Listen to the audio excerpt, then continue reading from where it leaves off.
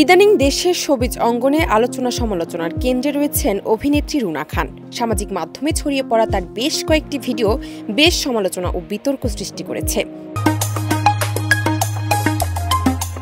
কয়েকদিন আগে প্রিয় মালতী সিনেমার বিশেষ প্রদর্শনীতে গিয়েছিলেন রুনা খান। সেখানে তার পোশাক চালচলন ভালোভাবে নেননি নেটিজেনরা। বিশেষ করে বন্ধুকে জড়িয়ে ধরার বিষয়টি অনেক বেশি দৃষ্টিকটু লেগেছে তাদের কাছে।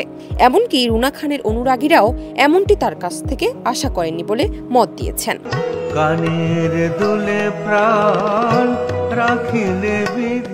প্রিয় মালতীর প্রদর্শনী শেষে অভিনন্দন জানাতে পরিচালক শঙ্খ দাশগুপ্ত ও অভিনেতা শাহজাহান সম্রাটকে জড়িয়ে ধরেন রুনা খান।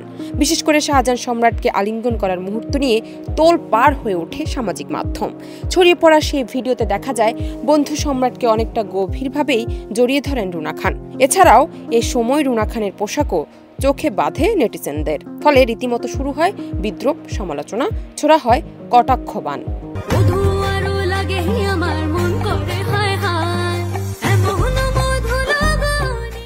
সম্প্রতি একটি অ্যাওয়ার্ড অনুষ্ঠানে হাজির হন রুনা খান। সেখানে সাংবাদিকদের মুখোমুখি হয়ে সমসাময়িক সমালোচনা নিয়ে মুখ খোলেন অভিনেত্রী। সম্রাটের সঙ্গে সম্পর্কের বিষয়টি স্পষ্ট করে রুনা খান বলেন, প্রিয় মালতী দেখে এতই ভালো লেগেছে যে ছবির নির্মাতা ও প্রধান শিল্পীদের আলিঙ্গন না করে থাকতে পারেনি। এই সিনেমার অভিনেতা সম্রাট আমার দীর্ঘদিনের সহকর্মী।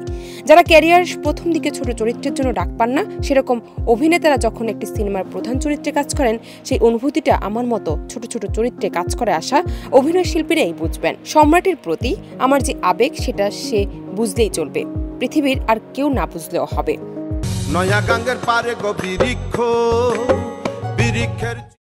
সমালোচনা প্রসঙ্গে রুনা খান বলেন, ইতিবাচকতা ও নেতিবাচকতা সব জায়গাতেই থাকে। অনেক সময় ক্যামেরার অ্যাঙ্গেলের কারণে অনেক কিছু দৃষ্টিকটু লাগে, যা পরে আসি যেভাবেই আসি সেই শটটি দৃষ্টিকটু লাগে।